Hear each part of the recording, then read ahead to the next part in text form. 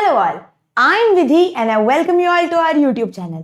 और अभी आज के इस वीडियो में हम डिस्कस करने वाले हैं NMMS का जो पेपर था 2021 एंड 22 का। इसमें साइंस के जितने भी क्वेश्चंस आए थे उन सभी क्वेश्चंस को डिस्कस। इस पेपर में टोटल 35 क्वेश्चंस थे और मैं सारे के सारे क्वेश्चंस आप लोगों को डिटेल में समझाऊंगी। इसके पीछे लॉजिक क्या है या फिर उसमें कुछ अगर ट्रिक्स है तो वो भी मैं आप लोगों को सारे डिटेल में पढ़ाऊंगी।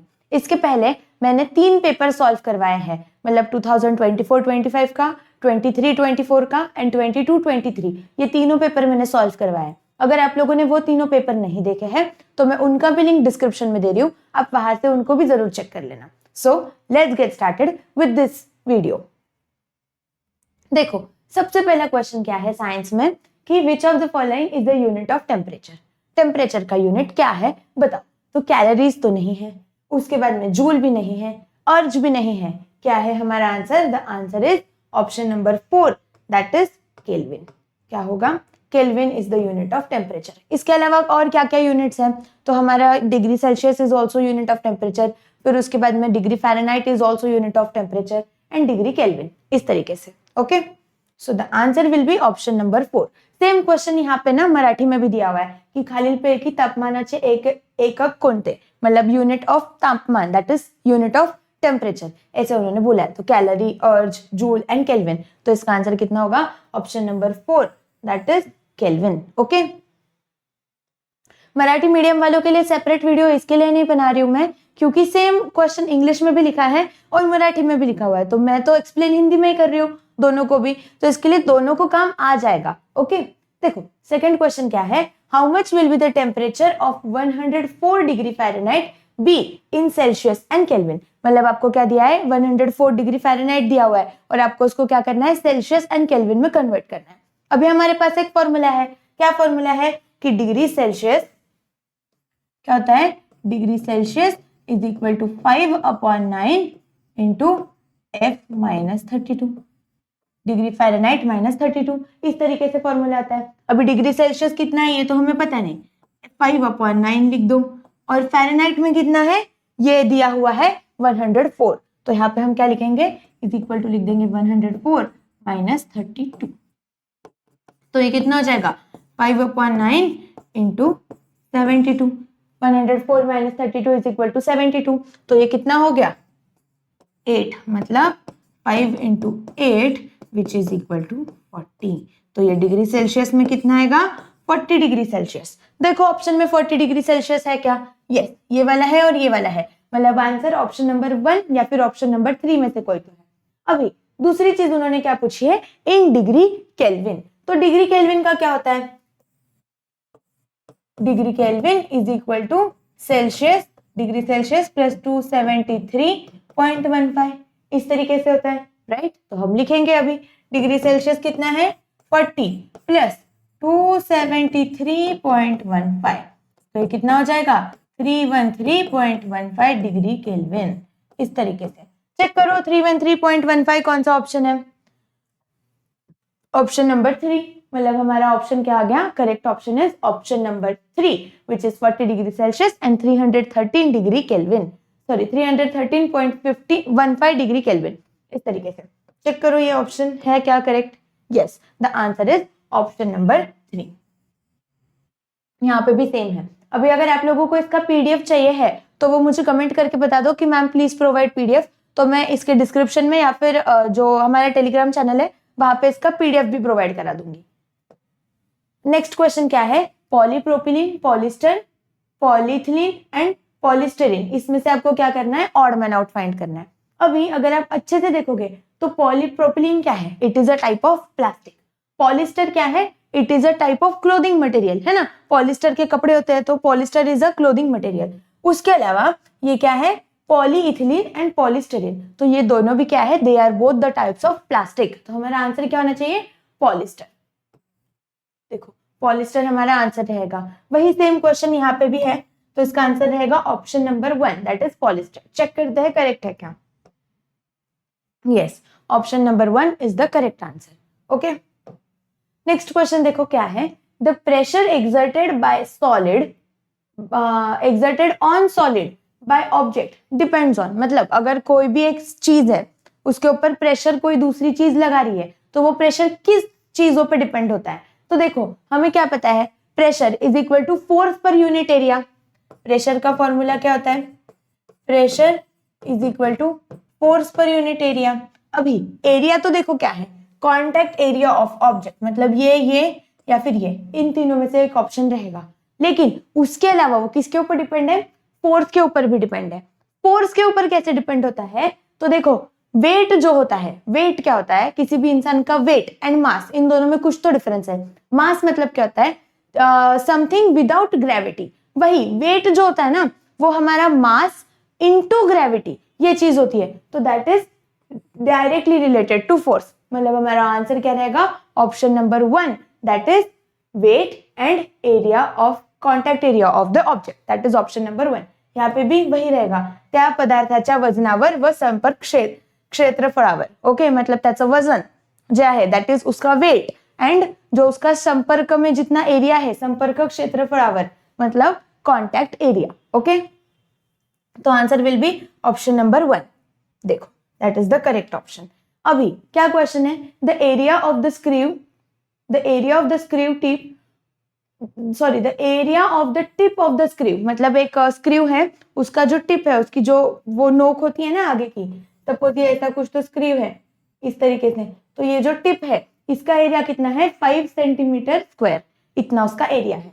And the weight is 0.5 newton. उसका वेट कितना है? 0.5 न्यूटन है, मतलब ही क्या है? उसका फोर्स। ओके, फिर calculate the pressure exerted by the screw on the wooden plank. आपको क्या करना है? प्रेशर कैलकुलेट करना है। मतलब वही जो पीछे वाला क्वेश्चन था ना, अभी वो वहां पे थियोरेटिकल था, यहाँ पे उसका फॉर्मूला लगा के न्यूमेरिकल दे दिया है। देखो क्या दिया है? 5 सेंटीमीटर स्क्वायर। सबसे पहली चीज देखो क्या दिया है, जो दिया है वो लिखते हैं। एरिया इज इक्वल टू कितना है? 5 सेंटीमीटर स्क्वायर। वही उसका ये कितना है? वेट है हमारा 0.5 newton. Weight is equal to कितना है? 0.5 न्यूटन। उन्होंने एक और चीज क्या, अच्छा, और उन्होंने पूछा क्या है? Pressure is equal to question mark, ऐसा उन्होंने दे दिया है। देखो अभी आप आंसर अच्छे से देखो क्या है। आंसर में जितने भी ऑप्शंस है, सब में क्या है? Newton per metre square, metre square, metre square, metre square. मतलब हमें क्या करना पड़ेगा? जो भी ये सेंटीमीटर स्क्वायर दिया हुआ है, इसको हमें मीटर स्क्वायर में कन्वर्ट करना पड़ेगा। लेकिन ये कैसे करेंगे? तो देखो अभी है ना, एक चीज हमें पता है, क्या पता है? कि 1 मीटर इज इक्वल टू कितना होता है? 100 centimetre. Right, 1 metre is equal to कितना होता है? 100 सेंटीमीटर। तो अगर हमें 1 सेंटीमीटर कैलकुलेट करना है, तो ये कितना हो जाएगा? 1/100 मीटर। राइट, ये यहाँ पे मल्टीप्लीकेशन में है, यहाँ पे जाके डिविजन में चले जाएगा, तो 1 centimetre is equal to 1/100 metre. वही 1 सेंटीमीटर स्क्वायर मतलब क्या होगा? 1 सेंटीमीटर का अगर स्क्वायर है, मतलब ये कितना हो जाएगा? 1/100 इंटू 1/100 मीटर स्क्वायर। समझ आ रहा है आप लोगों को? ये कितना हो जाएगा? यहाँ पे हमने क्या किया? 1 सेंटीमीटर स्क्वायर मतलब कितना है? 1 centimetre square is equal to कितना होता है? 1 centimetre into 1 centimetre. Right, 1 centimetre into 1 centimetre. अभी 1 सेंटीमीटर मतलब कितना मीटर है? 1/100 मीटर इंटू 1/100 मीटर। इसी तरीके से होगा ना ये, तो ये कितना हो जाएगा? 1/1, 2, 3, 4 metre square. 1 centimetre square is equal to इतना है। ओके, अभी हमें पूछा क्या है? 5 सेंटीमीटर स्क्वायर। तो हम 5 सेंटीमीटर स्क्वायर को कैसे कन्वर्ट करेंगे? तो करेंगे क्या? 5 सेंटीमीटर स्क्वायर, यहाँ पे 1 है तो यहाँ पे 5 है, तो यहाँ पे क्या होगा? 1 की जगह पे 5 हो जाएगा। मतलब ये कितना हो जाएगा? 5/1, 2, 3, 4 मीटर। इस तरीके से समझ आया? तो अभी आपको क्या करना है? बस यहाँ पे ये वाली वैल्यू पुट कर देनी है। क्या है? 5/10,000 मीटर, इस तरीके से। अभी हमें क्या पता है? प्रेशर का फॉर्मूला क्या होता है? Pressure is equal to force per unit area. Right, force per unit area. Force कितना है? मतलब वेट कितना है उसके ऊपर? 0.5 newton, and this is only equal to force. तो ये कितना है? 0.5 अपॉन ये कितना है? 5 अपॉन इतना सारा, ऐसे है ये। अभी आप क्या करोगे, देखो जब भी आपको ऐसा वाला कैलकुलेट करना होता है तो ये जो है ना न्यूमरेटर अपॉन डिनोमिनेटर अपॉन ये है तीसरा टर्म, तो ये जो तीसरा वाला टर्म है ये ऊपर जाके मल्टीप्लिकेशन में हो जाता है। तो ये किस तरीके से होगा, ये हो जाएगा 0.5 अपॉन 5 इंटू 1 2 3 4, इस तरीके से। ओके, अभी आप अगर इसको सॉल्व करते हो तो देखो ये क्या हो जाएगा, ये क्या होगा 5 1 जा 5 और ये हो जाएगा 0.1 which is equal to 0.1 into 1 2 3 4 which is 1000। कितना है, 1000 है।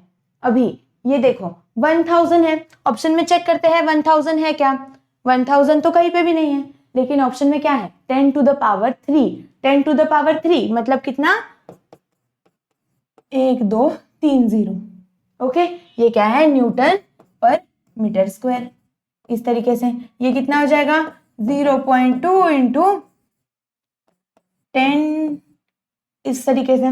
तो अभी देखो हमारे पास ऑप्शन आंसर क्या है, हमारा आंसर है 1000 न्यूटन पर मीटर स्क्वायर, क्योंकि ये क्या है दिस इज प्रेशर, तो प्रेशर का यूनिट क्या होता है न्यूटन पर मीटर स्क्वायर, मतलब हमारा आंसर कितना है 1000 newton per metre square. Check करो ऑप्शन में 1000 है क्या, है ये वाला option number 1 is what 10 to the power 3 and that is equal to 1000, मतलब हमारा आंसर क्या आ गया, option number 1 is the answer. Check करते हैं करेक्ट है क्या। देखो यहाँ पे हमने इसको सॉल्व किया एंड आंसर आ गया 10 टू द पावर 3। ओके, आप लोगों को यहाँ पे सारी चीजें डिटेल में सॉल्व करवाई है। ये जो है ना ये कन्वर्जन कैसे होता है ये भी मैंने आप लोगों को यहाँ पे दिखाया है। देखो ये पूरा जो है ये पूरा कन्वर्जन है, तो आप मतलब आपको चीजें ज्यादा अच्छी से क्लियर हो जाएगी इसकी मदद से। फिर नेक्स्ट क्या है, देखो the potential difference between the two electrodes in lead acid cell is, जो लीड एसिड सेल होता है, हमने वो एक्सपेरिमेंट किया है ना लीड एसिड वाला, पानी के अंदर हम इलेक्ट्रोड्स वगैरह डालते हैं वो वाला, तो उसके बीच में जो पोटेंशियल डिफरेंस होता है वो कितना होता है, तो दैट इज 2 वोल्ट। 2 वोल्ट का उसके अंदर पोटेंशियल डिफरेंस होता है। ओके, बहुत कम अमाउंट की इलेक्ट्रिसिटी वो प्रोड्यूस करता है, मतलब तो उसका आंसर रहना चाहिए 2 volt which is the correct option. अभी among the following which is the correct statement about solids, देखो सॉलिड क्या होते हैं, ऐसे सब्सटेंसेस मतलब जिनके मॉलिक्यूल्स क्या होता है बहुत क्लोजली पैक्ड होते हैं एक दूसरे के साथ। ओके, ऐसे होते हैं हमारे सॉलिड्स, तो उसके पास क्या होगा इनडेफिनाइट वॉल्यूम, नहीं they have a definite volume.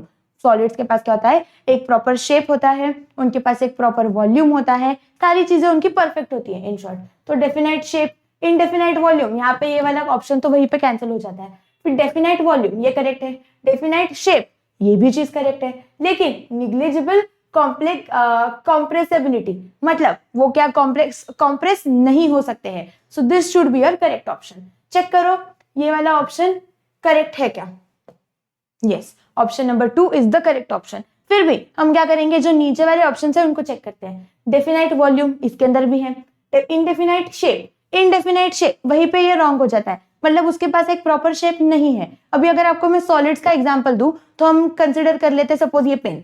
Okay, तो ये पेन क्या है एक सॉलिड है, मतलब इसके पास क्या है एक प्रॉपर शेप है, उसके अलावा इसके पास एक प्रॉपर वॉल्यूम है, और ये कंप्रेस हो सकता है क्या, अगर मैं इसको ऐसे दबाऊं तो क्या ये छोटा हो जाएगा, नहीं, मतलब दे आर निग्लिजिबली क्या है निग्लिजिबल कंप्रेसिबिलिटी, मतलब वो कंप्रेस नहीं हो सकते। ओके, और फोर्थ ऑप्शन अगर आप देखोगे तो क्या है इनडेफिनाइट वॉल्यूम, वॉल्यूम नहीं है, वहीं पे ये कैंसिल हो जाता है ऑप्शन, तो हमारा आंसर रहेगा ऑप्शन नंबर 2।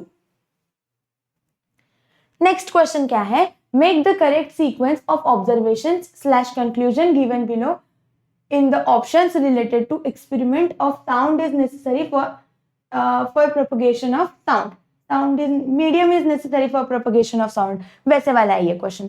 तो क्या है यहाँ पे आप लोगों को बुक में ये वाला एक्सपेरिमेंट दिया हुआ है, तो आप लोगों को बस इसकी प्रॉपर सीक्वेंस बतानी है। तो सबसे पहले इस एक्सपेरिमेंट में क्या होता है, हम क्या करते हैं, वैक्यूम पंप इज ऑफ, सबसे पहले ऑफ होता है, फिर हम उसको चालू करते हैं, वैक्यूम पंप को हम क्या करते हैं फिर उसके बाद उसको चालू करते हैं। तो फर्स्ट वाली स्टेटमेंट तो क्या होनी चाहिए, vacuum pump is of.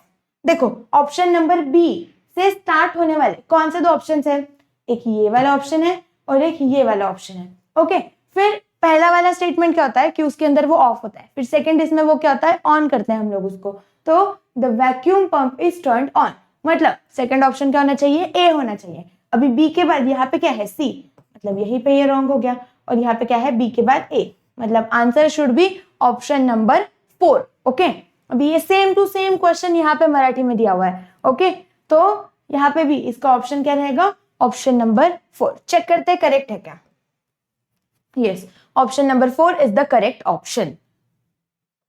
Next question देखो क्या है, function of metal detector is based on. अभी मेटल डिटेक्टर सबसे पहले क्या होता है समझते हैं। देखो आप जब भी मॉल वगैरह या फिर कहीं पे भी जाते हो तो वो एक ऐसा मशीन होता है उनके पास, तो वो क्या करते हैं, हमारे बॉडी के ऊपर से उसको घुमाते हैं। That means what, that is a metal detector, जो क्या करता है, अगर मेटल हमारे पास है तो वो आवाज करता है। मतलब क्या होता है, जब भी कोई मेटल डिटेक्टर, मतलब वो जो होता है मशीन, उसके अंदर हम वो जो जब भी उसको पकड़ते हैं हमारे सामने, तो उसके ऊपर एक बटन होता है, वो उसको ऑन करते हैं, और फिर क्या होता है, वो इलेक्ट्रोमैग्नेटिक फील्ड क्रिएट करता है। ओके, वो जो मशीन होता है वो क्या करता है, इलेक्ट्रोमैग्नेटिक फील्ड क्रिएट करता है, और उसकी वजह से अगर उस फील्ड के अंदर कोई मेटल आ जाता है तो वो एक तो लाइट उसका ऑन होता है, या फिर वो साउंड प्रोड्यूस करता है। तो that is based on the function of क्या है, इलेक्ट्रोमैग्नेट। उसका अंदर क्या होता है, इलेक्ट्रोमैग्नेट होता है, और उसकी वजह से वो वर्क करता है। So the answer should be option number 1, that is electromagnet. फिर the sound level of normal breathing, मतलब जब हम नॉर्मली ब्रीदिंग करते हैं, श्वास लेते हैं, तो उस टाइम पे हमारा जो साउंड होता है वो उसकी लेवल कितनी होती है, तो that is 10 decibel. 10 dB, dB is what, 10 decibel. ये आपको पूछ सकते हैं। ओके, और जो हम बोलते हैं ना वो 20 to 10,000 डीबी के बीच में होता है। Okay, so the answer is 10 dB. Next question क्या है, रुदरफोर्ड्स न्यूक्लियर मॉडल ऑफ एटम। देखो रुदरफोर्ड का हमने एक्सपेरिमेंट पढ़ा है कि वो गोल्ड फॉइल पे क्या करता है, एटम्स को बम्बार्ड करता है, और फिर वो इधर उधर स्कैटर होते हैं, स्कैटरिंग प्रिंसिपल जो है उसका। तो which of the following particles get bombarded with gold foil, उस पर क्या करता है, वो गोल्ड फॉइल लेता है और उसके ऊपर रेज ऑफ एटम्स को क्या करता है, बम्बार्ड करता है। तो वो कौन से रेज होते हैं, अल्फा रेज होते हैं। लेकिन यहाँ पे तो अल्फा ऑप्शन है ही नहीं, हमने तो अल्फा पढ़ा है। देखो ऑप्शन क्या है, helium, silver, beta and gamma, ये सब है।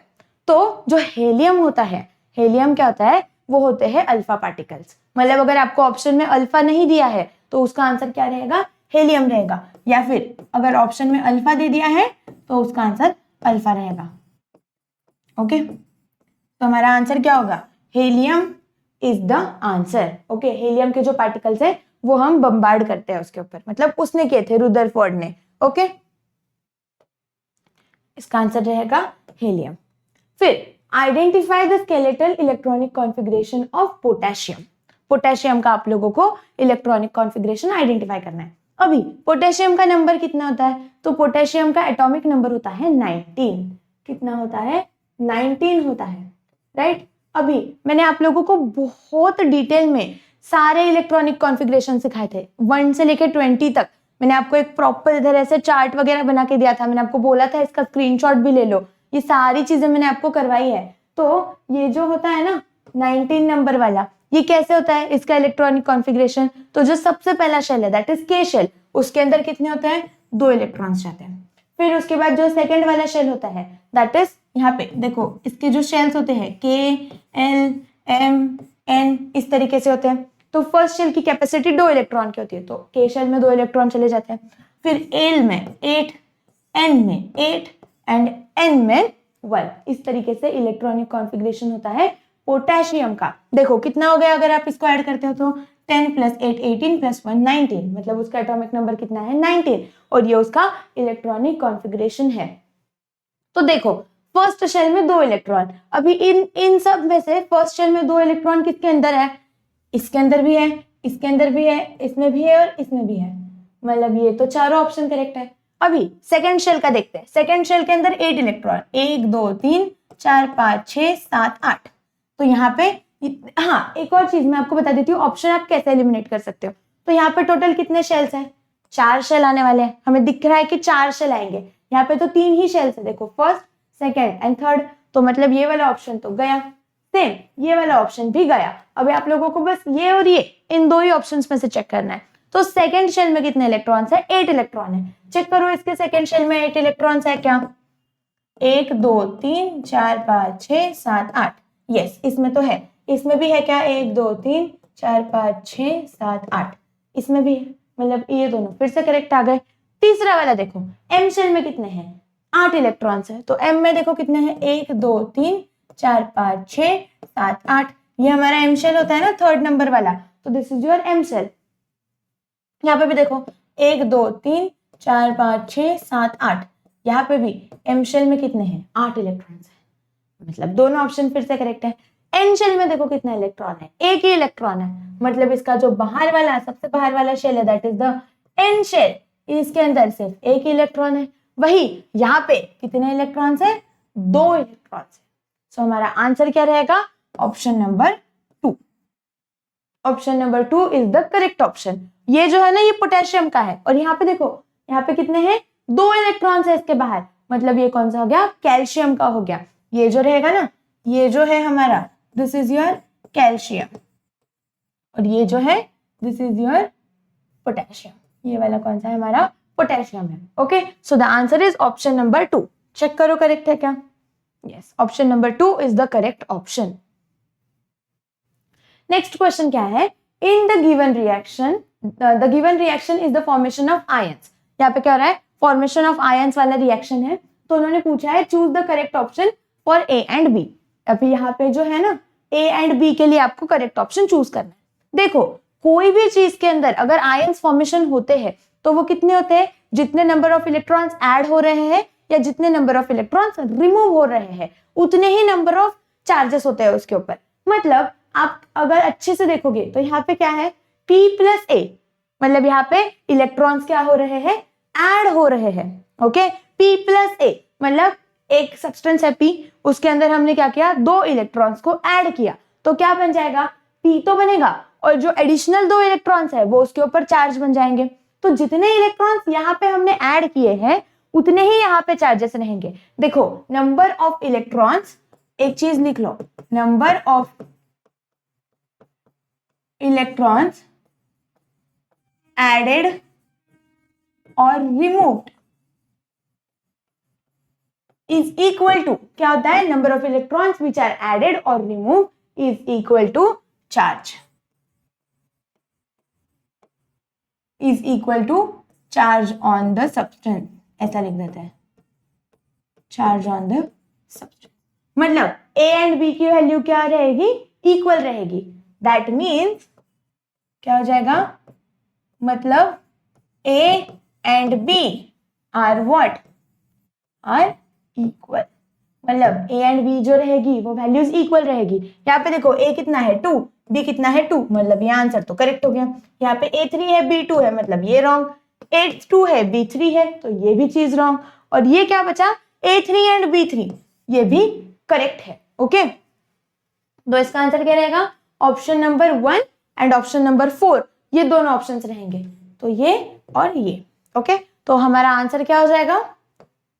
Option number 1 and option number 4। इस तरीके से देखो, यहाँ पे क्या है? Next question, the famous historical monument is prepared by mixture of carbon, silicon and phosphorus mixed in iron, identify it. यहाँ पे अलग अलग मॉन्यूमेंट्स दिए हैं और बोला है कि इसमें से ऐसा कौन सा मॉन्यूमेंट है जो carbon, silicon, phosphorus and iron in चीजों को मिक्स करके बनाया है। तो that is your Qutub Minar. ये जो ताजमहल है ये मार्बल से बना है। फिर उसके बाद में स्टैचू ऑफ लिबर्टी, ये भी मार्बल से बना है। एंड गोलकोंडा फोर्ट, ये तो फोर्ट है ना, तो ये इससे नहीं बना है। तो हमारा आंसर कितना है? Answer is option number 3, that is Qutub Minar, जो आयरन की मदद से बना है। Iron, carbon, silicon and phosphorus, इन चारों की मदद से Qutub Minar is the answer. Next question देखो क्या है? Hard water does not form lather with soap, it is because of the following salt. देखो, हार्ड वाटर जो होता है ना, मतलब ऐसा वाटर जिसके अंदर क्या होता है कि ज्यादा अमाउंट में सॉल्ट्स प्रेजेंट होते हैं। ओके, तो वो सॉल्ट्स अगर प्रेजेंट है तो वो क्या करता है? लेदर नहीं बनाता है। लेदर नहीं बनाता है मतलब क्या? तो झाग नहीं होता है। देखो, हम जब मतलब अगर सोप वगैरह यूज करते हैं तो वैसे बबल्स फॉर्म होते हैं, तो वो नहीं बना पाता है कोई सोप। वो किसकी वजह से होता है? Because of some salts present in the hard water. तो वो सॉल्ट्स क्या होते हैं? वो होते हैं क्लोराइड एंड सल्फेट के सॉल्ट्स।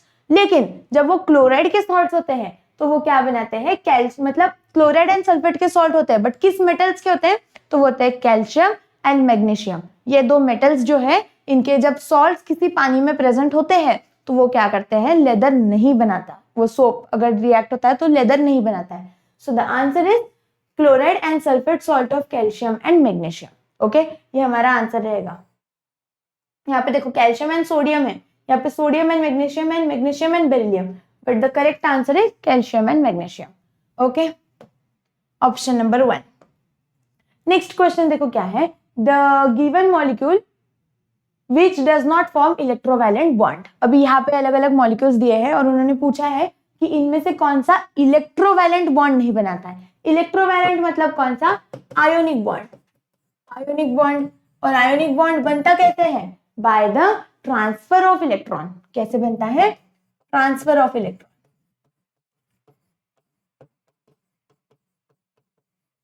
अभी उन्होंने पूछा क्या है, विच डज नॉट फॉर्म, ऐसा कौन सा है जो फॉर्म नहीं करेगा आयोनिक बॉन्ड। तो देखो सबसे पहले तो समझते हैं आयोनिक बॉन्ड बनते किसके अंदर है, एक मेटल और एक नॉन मेटल, जब दोनों चीजें रिएक्ट होती है तो वो बनाते हैं आयोनिक बॉन्ड। क्यों, क्योंकि वहां पे क्या हो जाता है, सीधा ट्रांसफर ऑफ इलेक्ट्रॉन्स हो जाता है, मतलब जो मेटल्स होते हैं वो अपने इलेक्ट्रॉन को लूज कर देते हैं और नॉन मेटल उनके इलेक्ट्रॉन को गेन कर लेते हैं, ऐसी चीज होती है। वही तो यहाँ पे देखो, अगर आप देखोगे तो KCl अगर आप अच्छे से ऑब्जर्व करोगे तो K क्या है, K is potassium and Cl is chlorine. तो potassium is a metal, chlorine is a non metal, तो ये क्या करेगा, they will form electrovalent bond या फिर they will form ionic bond. तो हमारा ये तो आंसर नहीं है। NaCl अगर आप देखोगे तो sodium is again a metal and chlorine is a non metal, तो ये क्या करेगा, ये फिर से आयोनिक बॉन्ड फॉर्म करेगा या फिर इलेक्ट्रोवैलेंट बॉन्ड फॉर्म करेगा, तो ये भी हमारा आंसर नहीं है। हाइड्रोजन क्लोराइड HCl, तो देखो hydrogen is neither a metal nor a non metal, ये ना मेटल है ना नॉन मेटल है, दोनों भी कैरेक्टर दिखाता है, and chlorine is a non metal. तो ये जो है HCl, ये कैसे बनता है, by the covalent bond, that is sharing of electron. ये कैसे बनता है, कोवैलेंट बॉन्ड से, जिसमें वो क्या करता है, और शेयरिंग ऑफ इलेक्ट्रॉन्स। ओके, और वही MgCl2 जो है, देखो मैग्नीशियम क्या है, magnesium is a metal and chlorine is a non metal, तो ये भी क्या करेगा, आयोनिक बॉन्ड फॉर्म करेगा। हमारा आंसर कितना हो जाएगा, option number 2, and that is HCl। यहाँ पे ये जो है, this will be our answer. देखो yes, option number 2 is the correct option. Next question क्या है, protein is made up of, जो प्रोटीन्स हमारे बॉडी में होते हैं वो किससे बनते हैं, तो वो बनते हैं with the help of amino acid. Okay, ये आप लोगों को आपके बुक में डायरेक्ट स्टेटमेंट दिया हुआ है कि proteins are made up of amino acids, तो इसका आंसर रहेगा option number 1, that is amino acids. फिर उसके बाद in acidity resistance medicine the chemical used is, देखो हमें जब एसिडिटी हो जाती है, मतलब ऐसा कुछ, तो गले में जलन, पेट में जलन वगैरह होती है, तो वो एसिडिटी होती है। जब हम एसिडिटी हो जाती है तो दवाई लेते हैं, तो वो जो दवाई होती है उसको क्या बोलते हैं, एंटासिड। क्या बोलते हैं, एंटासिड, मतलब वो क्या करती है, एसिडिटी अगर हुई है तो उसको कम करने का काम करती है। तो वो जो दवाइयां होती है उसके अंदर क्या चीज होती है, ऐसा उन्होंने पूछा है। तो एसिडिटी क्यों होती है, जब हमारे बॉडी में एसिड जो है वो बढ़ जाता है, तो क्या होना चाहिए, वो जो दवाई है उसके अंदर क्या रहेगा, एक बेस होता है जो क्या करता है, उस एसिड को न्यूट्रल करने का काम करता है। और यहाँ पे वो जो बेस होता है वो कौन सा यूज होता है, मैग्नीशियम हाइड्रोक्साइड। कौन सा बेस यूज होता है, magnesium hydroxide. So that is option number 3। Okay, magnesium hydroxide is the answer. फिर identify the reversible change in the following process. इतना सिंपल क्वेश्चन है, देखो अभी ये NMMS के एग्जाम में पूछने लायक भी क्वेश्चन नहीं है।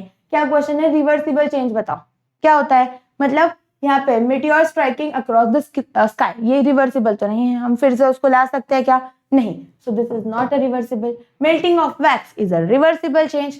फिर उसके बाद में राइपनिंग ऑफ मैंगो, फिर से नहीं, मतलब हम कैरी जो है अगर उसका आम बन गया तो उस आम से फिर से कैरी बना सकते हैं क्या, नहीं, so it is irreversible change. फिर flow of heat from higher temperature to lower temperature, this is also irreversible change, मतलब हाई टेम्परेचर से लो टेम्परेचर पे हीट जा रही है तो फिर से कम टेम्परेचर वाले से मतलब कोई ठंडी चीज कोई दूसरी चीज को गर्म तो नहीं कर सकती ना, तो दिस इज ऑल्सो रॉन्ग। मतलब हमारा आंसर कितना रहेगा, option number 2, that is main वितरणे। ओके, नेक्स्ट क्वेश्चन क्या है, for the treatment of cancer which medicinal plant is use. अभी आप लोगों को कैंसर रिलेटेड एक क्वेश्चन 3 पेपर में, इसके पहले जो हमने 3 पेपर सॉल्व किए उसमें से 2 पेपर में आया, और अभी ये तीसरा पेपर है जिसके अंदर आपको कैंसर रिलेटेड कोई तो क्वेश्चन आ रहा है। तो आपको एक क्वेश्चन डिसीजेस से रिलेटेड 100% पेपर में आने वाला है। ओके, अभी वो अगर कैंसर आ गया तो अच्छी बात है, दूसरा नहीं तो कोई तो आएगा ही, कोई तो एक डिसीज के बारे में आपको 100% क्वेश्चन आएगा ही पेपर में। तो क्या क्वेश्चन है, for the treatment of cancer the medicinal plant use is, कौन सा मेडिसिनल प्लांट यूज किया जाता है, तो दैट इज पेरीविंकल। सदाफुली जो होता है ना वो यूज करते हैं हम लोग कैंसर ट्रीटमेंट के लिए।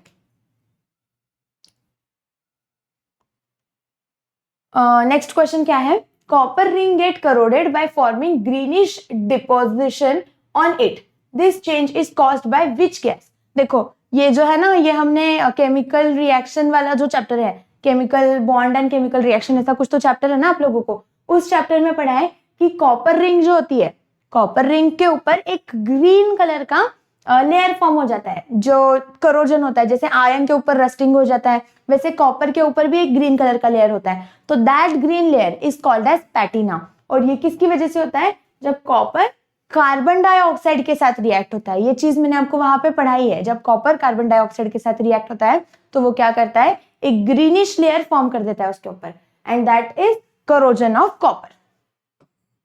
तो इसका आंसर रहेगा copper carbon dioxide. Yes, that is the correct option. फिर which blood group is known as universal donor. Again इतना फालतू क्वेश्चन है, यूनिवर्सल डोनर मतलब क्या, ऐसा जो हर किसी को अपना खून दे सकता है, तो वो कौन सा होता है, ओ होता है, ओ ब्लड ग्रुप होता है ना। तो इसका आंसर रहेगा ऑप्शन नंबर 4। वही यूनिवर्सल एक्सेप्टर, इसके पहले जो पेपर था उसके अंदर उन्होंने पूछा यूनिवर्सल एक्सेप्टर बताओ, तो वो कौन सा होता है, ए बी होता है यूनिवर्सल एक्सेप्टर। देखो यहाँ पे भी मैं लिख के देती हूँ, universal acceptor is what, A B. Okay, ये इसके पहले जो पेपर था उसी के अंदर पूछा था ये वाला question, same. Answer is option number 4, that is A B, sorry ओ।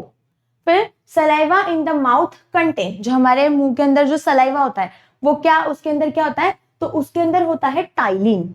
ये चीज मैंने आप लोगों को सिखाई है कि सलाइवा जो होता है उसके अंदर टाइलिन होता है। वही ये जो माल्टोज है ये किसके अंदर प्रेजेंट होता है, ये जो एंजाइम है ये प्रेजेंट होता है स्मॉल इंटेस्टाइन के अंदर।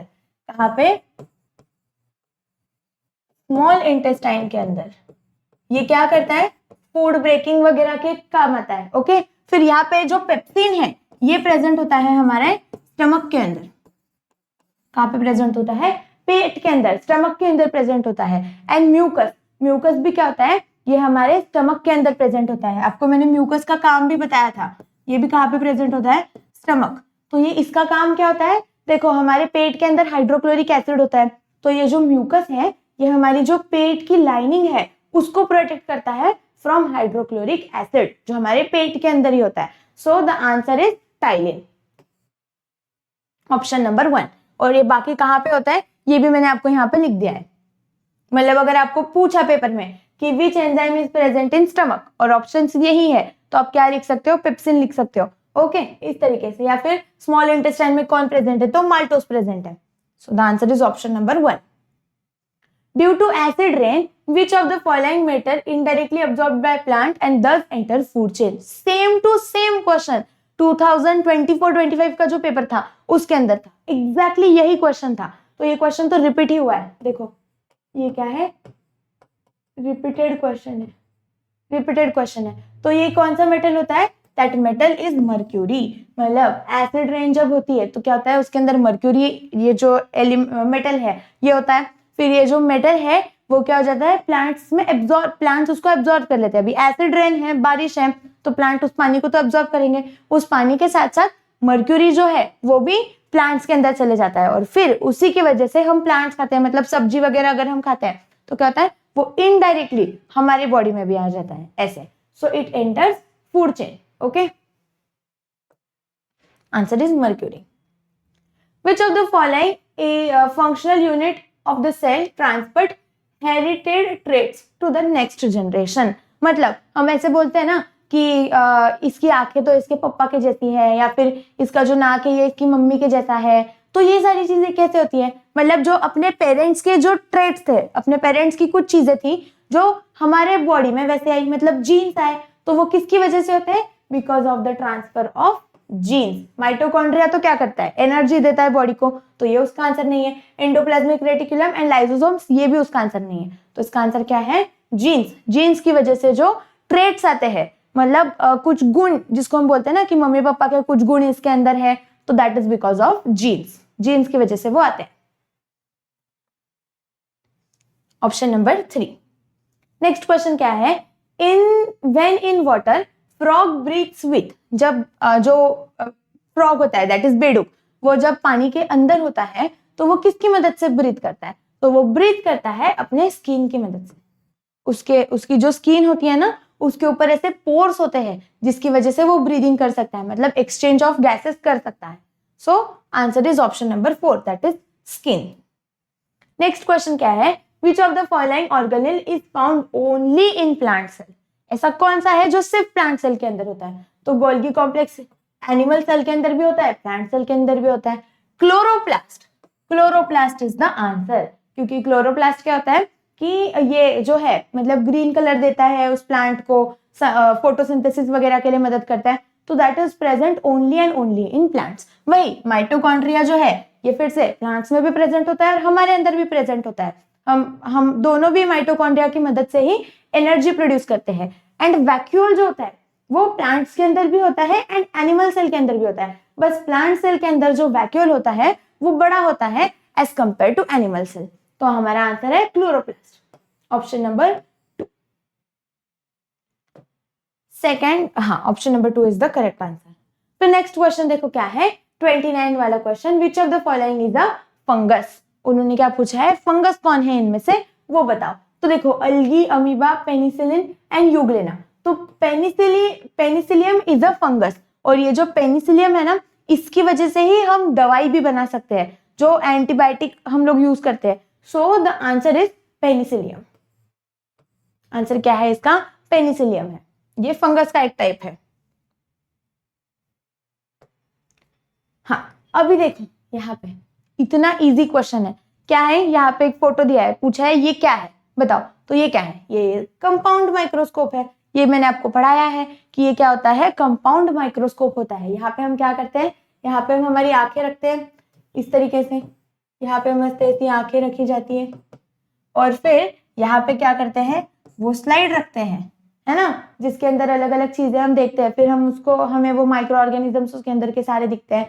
तो this is what, compound microscope. मैंने आप लोगों को इससे रिलेटेड कुछ एक्टिविटीज भी बताई थी वीडियोस के अंदर कि अगर आप दही रखते हो तो दही कंपाउंड माइक्रोस्कोप के अंदर कैसे दिखता है, पानी कैसे दिखता है, बहुत अलग अलग चीजें मैंने आप लोगों को दिखाई हैं। तो इसका क्या रहेगा, ये वाला answer, option number 2। Next question देखो क्या है, size of virus is approximately. देखो इसके पहले जो पेपर था उसके अंदर उन्होंने किसका पूछा था, साइज ऑफ माइक्रो ऑर्गेनिजम्स पूछा था, जो 2022-23 का पेपर था उसके अंदर उन्होंने पूछा था। अभी यहाँ पे क्या है, वायरस के बारे में पूछा है, तो वायरस की साइज कितनी होती है, ये आप लोगों को डायरेक्ट स्टेटमेंट है बुक के अंदर। तो वायरस की साइज होती है हमारी 10 नैनोमीटर टू 100 नैनोमीटर। कितनी होती है, 10 नैनोमीटर से लेके 100 नैनोमीटर तक, मतलब बहुत छोटे छोटे होते हैं।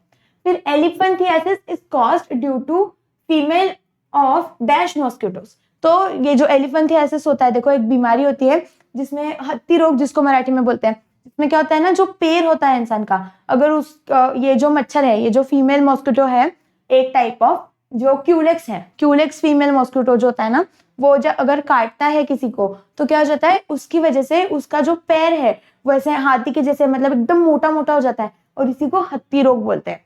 तो that is caused due to culex female mosquito. Option number 2। फिर find the odd one of the following. अभी ऑड मैन आउट आपको फाइंड करना है। तो earthquake, tsunami, drought and bomb blast. अभी आप अगर देखोगे तो अर्थक्वेक क्या है, नेचुरल डिजास्टर है, सुनामी क्या है? Natural disaster. ड्रॉट मतलब वो जो हम बोलते हैं ना, क्या बोलते हैं उसको, दुष्काल। तो दुष्काल भी क्या है? एक नेचुरल डिजास्टर है। वही बॉम्ब ब्लास्ट, बॉम्ब ब्लास्ट तो लोगों के हाथ में होता है, लोग करवाते हैं ना बॉम्ब ब्लास्ट। अभी आप लोगों को पता है कि कौन करवाता है बॉम्ब ब्लास्ट? तो ये जो बॉम्ब ब्लास्ट है ये क्या हो जाता है? This is a man-made disaster, मतलब इंसान करते हैं ये bomb blast. So the answer is bomb blast. Okay, बाकी ये तीनों क्या है? नेचुरल डिजास्टर है और bomb blast is a man-made disaster. तो ये आंसर हो जाएगा ऑप्शन नंबर 4। देखो, फिर find out the false statement from the given. यहाँ पे अलग अलग कुछ स्टेटमेंट्स दिए हैं, उसमें से उन्होंने बोला है कि फॉल्स वाला मतलब रॉन्ग क्या है वो बताओ। तो mitochondria prepare energy rich ATP compound. Yes, ये तो करेक्ट है। माइटोकॉन्ड्रिया क्या करता है? एटीपी प्रोड्यूस करता है, मतलब एनर्जी प्रोड्यूस करता है सेल के अंदर। तो this is correct. Vacuole regulate osmotic pressure of the cell. क्या है तीसरा तो ये भी क्या है? ये भी करेक्ट है। वैक्यूल्स जो होते हैं ना वो क्या करते हैं? ऑस्मोटिक प्रेशर जो होता है सेल का, मतलब ऑस्मोसिस, डिफ्यूजन, वो सारी चीजें वो किसके कंट्रोल में होती है? वैक्यूल्स के कंट्रोल में होती है। फिर various colours of flower and fruit are due to leucoplast. देखो, ये जो है कलर, मतलब अगर कोई प्लांट है तो उसके जो लीव्स या फिर उसके जो फ्रूट है उनको कलर किसकी वजह से आता है? ल्यूकोप्लास्ट की वजह से। तो ये एक रॉन्ग स्टेटमेंट है। कलर क्यों आता है? Due to the colour pigments. जैसे ग्रीन लीव्स अगर है तो वो क्लोरोफिल की वजह से आता है, या फिर मैंने आप लोगों को बताया था कि येलो जो है वो किसकी वजह से आता है। इसके पहले जो पेपर थे उनके अंदर इससे रिलेटेड क्वेश्चन आप लोगों को पूछा है। ओके, तो और जो फ्रूट्स है उनको भी कलर क्यों आता है? तो वो भी इन सारी पिगमेंट्स की वजह से, जिनको हम इन जनरल क्या बोलते हैं? क्रोमोप्लास्ट बोलते हैं। ओके, सो यहाँ पे ड्यू टू ल्यूकोप्लास्ट, ये गलत है। ओके, और ये जो ल्यूकोप्लास्ट होता है ना ये होता है कलरलेस। ल्यूकोप्लास्ट कलरलेस चीज होती है।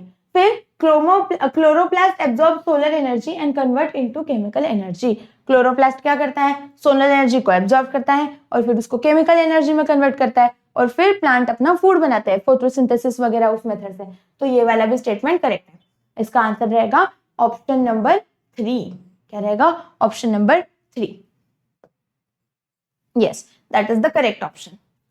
फिर नेक्स्ट क्वेश्चन, अच्छा ये इसका लास्ट क्वेश्चन है। देखो बोलते बोलते पूरा पेपर सॉल्व हो गया। विच of the following blood vessel carries oxygenated blood. देखो क्या पूछा है? ऑक्सीजनेटेड ब्लड कौन कैरी करता है? तो हमने एक चीज पढ़ी है कि जो वेन्स होते हैं वो क्या करते हैं? डीऑक्सीजनेटेड ब्लड कैरी करते हैं, except one when and that is pulmonary vein. वही जितनी भी आर्टरीज होती है वो सारी क्या करती है? ऑक्सीजनेटेड ब्लड को कैरी करती है, एक्सेप्ट पल्मोनरी आर्टरी। तो हमारा आंसर कितना रहेगा? Answer will be pulmonary vein is the answer. Okay, और ये एक्सेप्शन है। ओके, ये जो है ना ये क्या है? एक्सेप्शन है। आप लोगों को ये बुक में दिया हुआ है और जब मैंने ये चैप्टर पढ़ाया था मैंने उसके अंदर भी बताया है कि ये आपको नॉर्मल आपकी जो स्कूल वाली एग्जाम होती है ना उसके अंदर भी पूछ सकते हैं। तो इसका आंसर है pulmonary vein. That is the correct option. Okay, तो यहाँ पे अभी हमने क्या किया? देखो टोटल 35 क्वेश्चन साइंस के पूछे गए थे और हमने यहाँ पे सारे के सारे 35 क्वेश्चन सॉल्व किए हैं। अभी अगर आप लोगों को ये वीडियो अच्छा लगा है तो इसे लाइक करो, अपने जो भी दोस्त NMS के एग्जाम के लिए प्रिपेयर कर रहे हैं उन सभी के साथ ये वीडियो शेयर करो और चैनल को सब्सक्राइब कर दो, क्योंकि NMS के एग्जाम आने तक मैं इसके ऊपर जितना भी कंटेंट है वो सब पोस्ट करने वाली हूँ। आपको मैं जितने जो अभी हम यहाँ पे जितने पेपर्स है वो सारे सॉल्व करेंगे, उसके बाद मैं आप लोगों को इंपॉर्टेंट क्वेश्चंस की एक सीरीज लॉन्च करूंगी रिलेटेड टू NMS एग्जाम। हर चैप्टर के जितने क्वेश्चंस होते हैं कि कुछ कुछ इंपॉर्टेंट क्वेश्चंस है हर चैप्टर में, वो सारे के सारे मैं आप लोगों को बताऊंगी और पेपर इनमें से ही आएगा। So stay tuned. ओके, अभी मिलते हैं नेक्स्ट क्लास में।